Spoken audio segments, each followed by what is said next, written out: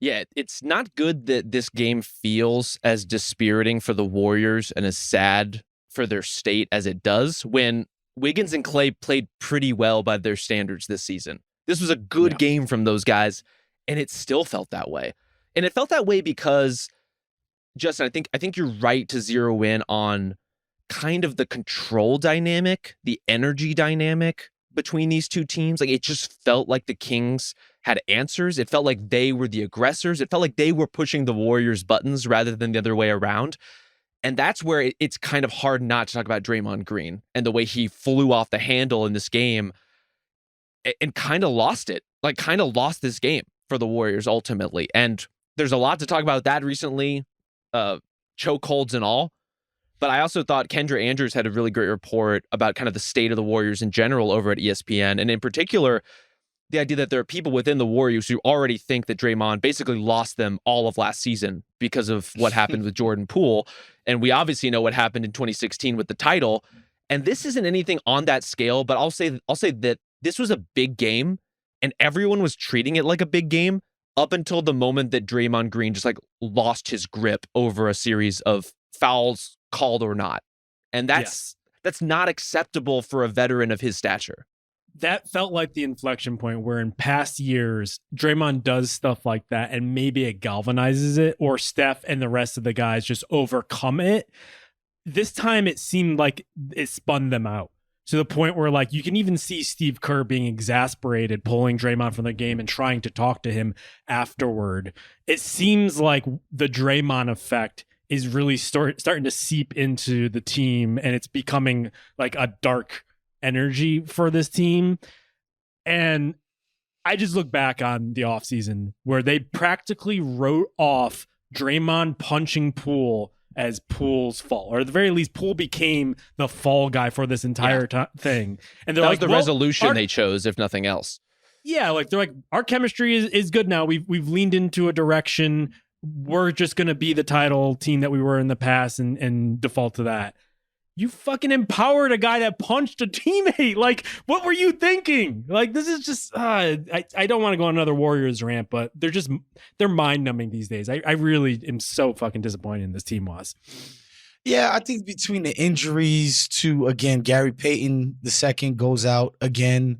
Chris Paul goes out again. So those injuries compounding things. Wiggins just completely falling off a cliff this season, or continuing the stuff from his absence of last season, however you want to look at it. The Draymond thing, like, as dispiriting as it is, I just think the Draymond thing only looks that much worse because these other things aren't working out. The injuries, the Wiggins, that stuff. Because I think Draymond, when he plays, is still very good. He's still their best defender. He's still one of the most game-changing defenders in the NBA. Like, I watched him last night break up a 3-on-1 by himself. You know, like, he's still capable of making those kind of plays. I think the stuff around it is just not working to the degree that it needs to, so that this Draymond stuff doesn't become the death knell of the season. I still have hope that they could turn it around.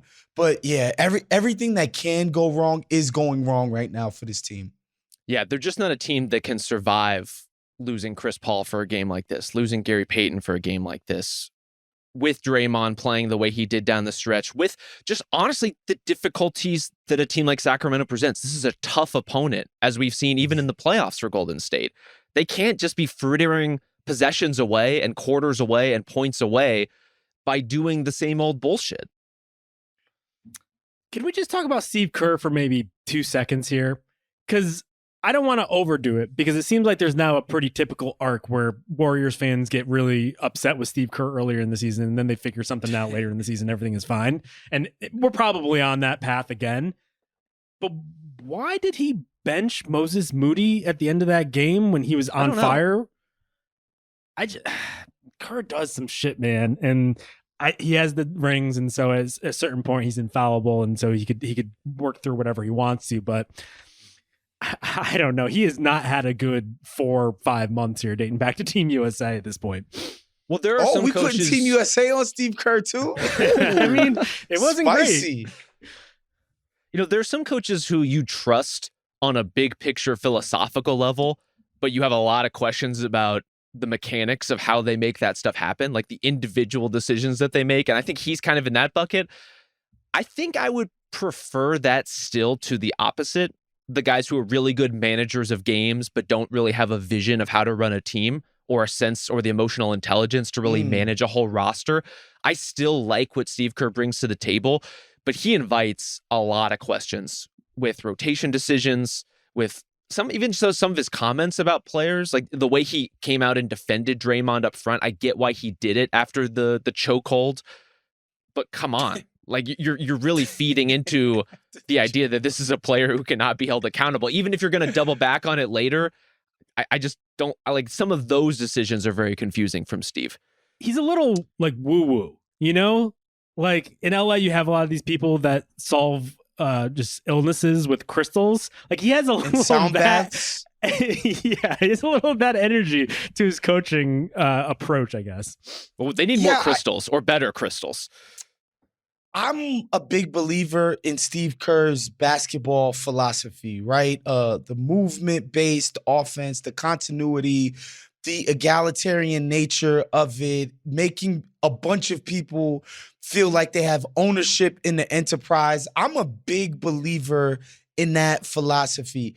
At the same time, like when they were doing the thing a few years ago where they're running this with no good players and Steph Curry's on the roster and you're just not running 100 pick and rolls a game, I understand why people like Steve Kerr, that's dumb. Like, I'm sorry, it's Steph Curry. Give him the rock, let him cook. Stop with this woo-woo stuff, as Justin mentioned.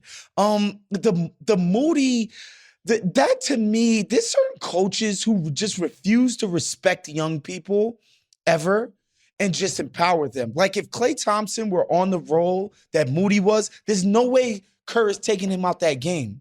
But I just think like certain coaches just hate young guys. And just like young guys have to pass a threshold before they get this respect and this benefit of the doubt. And I think Kerr is still there with Moody, even if our eyes are telling us like, yo, this kid should have been out there. He's the only one attacking, making open shots. You know, like it made all the sense that he would be out there. I just think he has a hang up with him, still sees him as a young, quote unquote, young player and not a proven one. Well, and most importantly, even if he does prove himself a little bit, Moses Moody is not part of the core.